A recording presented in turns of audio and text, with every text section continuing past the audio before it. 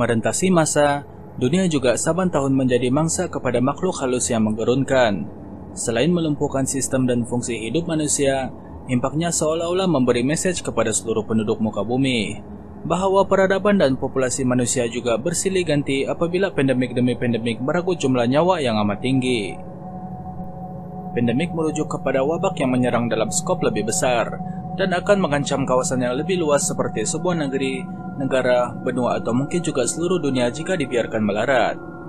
Bagi memahami apakah pandemik yang pernah menyerang populasi dunia dalam skala yang besar, berikut merupakan 5 pandemik terbesar dalam lipatan sejarah. Pertama, Maut Hitam, Black Death. Wabak yang dipercayai bermula pada sekitar 1346 hingga 1353 ini dikatakan merenggut jumlah yang paling ketara dari populasi dunia ketika itu, yaitu sekitar 200 juta mangsa. Mangsa korban Maut Hitam atau Black Death ini meliputi lebih separuh daripada jumlah populasi warga Eropa. Ia berpuncat daripada sejenis bakteria dikenali Yersinia pestis, yang dipercayai sudah pupus pada zaman ini dan disebarkan oleh kutu. Pesakit akan menunjukkan gejala-gejala seperti tempelan hitam yang tumbuh pada kulit, yang kemudian bernanah sehingga mengeluarkan darah. Kedua, cacar air, smallpox. Wabak cacar air dikatakan bermula sejak zaman Empire Mesir dan menyerang sekitar 56 juta populasi dunia. Merujuk kefahaman dari info kesehatan, virus cacar air yang dikenali sebagai virus varicella menjangkiti melalui udara apabila seseorang yang menghidap cacar air itu mengalami batuk atau bersin. Difahamkan, seseorang yang dijangkiti virus ini akan mengalami demam dan timbul ruam lepuh. Ia boleh merebak dengan menyentuh atau bernafas masuk partikel virus yang terdapat pada cecair yang keluar daripada lepuh. Dengan kecanggihan teknologi perubatan modern, cacar air bagaimanapun mampu dicegah dengan vaksin. Ketiga, Selesma Spanyol, Spanish Flu. Wabak yang direkodkan mula merebak pada tahun 1918 ini dianggar mengorbankan nyawa melebihi 40 juta mangsa. Meskipun diberi nama Spanish Flu, asal-usul penyakit ini bukan berasal dari negara itu. Sebaliknya, ketika kemunculan wabak itu, Undang-Undang Penapisan Akbar Spanyol tidak ketat, lantas penyebaran maklumat terlalu bebas.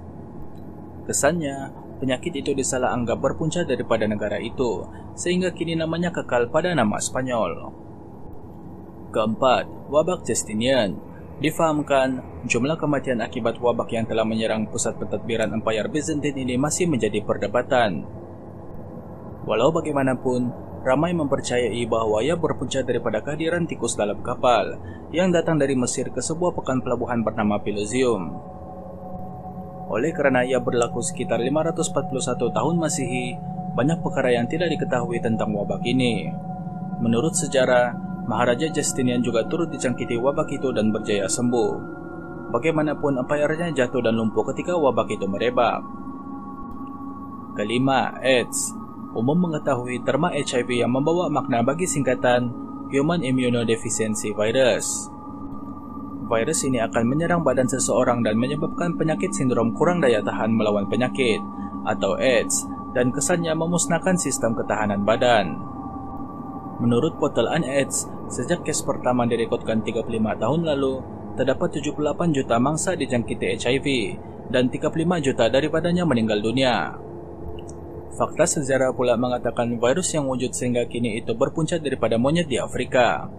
Beberapa dekad berlalu, vaksin untuk menghapuskan virus berjangkit ini masih belum ditemui.